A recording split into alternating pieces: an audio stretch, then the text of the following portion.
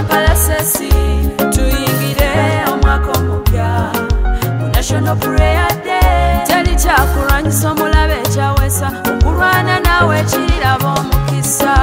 Bishop Daudi Kiganda ne Cindy Kiganda bakwaniriza kisaawe kya Old Kampala nga 3 Desemba.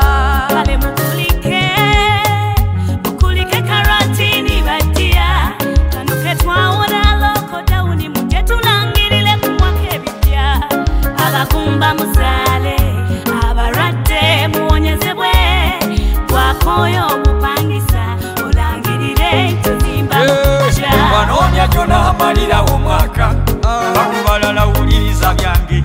Bishop Kiganda lye yakulize fenneeyo gye tugenda okubeera mutwegatteko mutumu w'amatendo ze Mukama muyita munange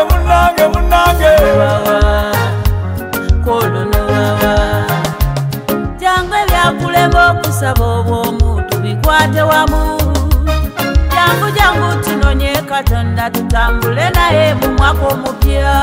Tusabe mu kisaawe tusabire wamu Mukama yanula. Katonda ayamba abantu wali kulabya okoye ebizibu mukwano nkugumya jangu mu kisaawe osumululwe Yesu wali. Tusime tutende Katonda ekisa tusubuke tuyimusense ndale kabaka obaddewo kuyita mu mwaka kisa kyeye.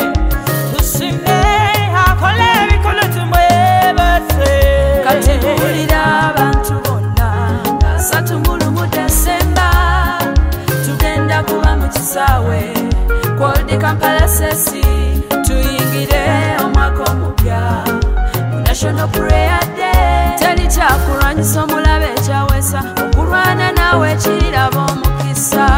Bishop Daudi Kiganda ne Cindy Kiganda bakwaniriza kisaawe kya Old Kampala nga 3 Desemba. Abawangula abamalako mwaka n'amakungula ekyama kusaba jangu nga 3 Desemba Old Kampala. Lunaku lwa kusabira kwanga nga bwe tusabira n'ebyaffe. Omwoyo anaabayo okutubudabuda ne bamalayika okutwala ekyo ky'osabye. Ezra baagala gye ndi kuyimbira obuyimba buli jangu tosubwa ekyamagelo kyo.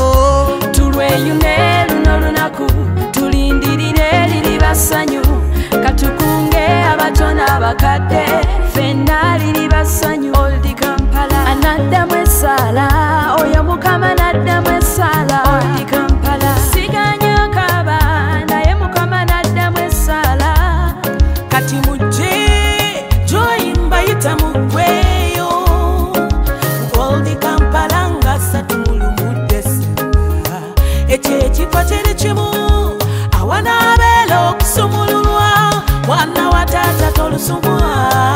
Jangu tusabe omukozi w'ekigambo Bishop Tondeka Old Kampala ku luno yakunyooka. Ebyali byatusiba ng'enjegere zikutuka bino olusejjera nzige simanya katyaka. Loni zikuuba okoyo okujogebwa banka n'amakabo gafa ndaba mwadda mu lusirika. Ebyo bisibule kuba bikomye mu guno mwaka. Jangu tulangirire okujja kwa kusanyuka togana kujja lwakuba mutonnalokoka. Gwe jangu mu kisaawe buli kimwe n'okisoboka. Kati buulira abantu bonna nga 3 Desemba tugenda kuba mu kisaawe Old Kampala sesi tuyingire omwaka omupya mu National Prayer Day. Teri kyakulwanyisa omulabe ekyawesa okulwana naawe ekirabo omukisa. Bishop Daudi Kiganda ne Cindy Kiganda bakwaniriza kisaawe kya Old Kampala nga 3 Desemba.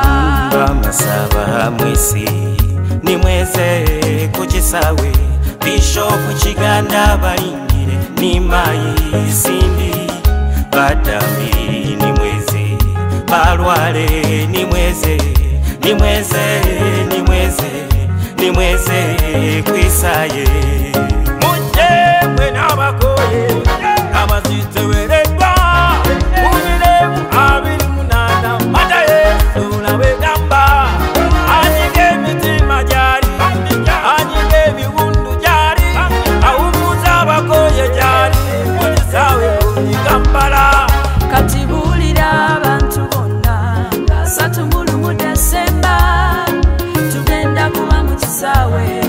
World Kampala sesi tuyingire omwaka omupya mu National Prayer Day. Teri kyakulwanyisa omulabe ekyawesa okulwana naawe ekirabo omukisa. Bishop Daudi Kiganda ne Cindy Kiganda bakwaniriza kisaawe kya Old Kampala nga 3 Desemba. Kati buulira abantu bonna nga 3 Desemba tugenda kuba mu kisaawe Old Kampala sesi tuyingire omwaka omupya mu National Prayer Day. Teri kyakulwanyisa omulabe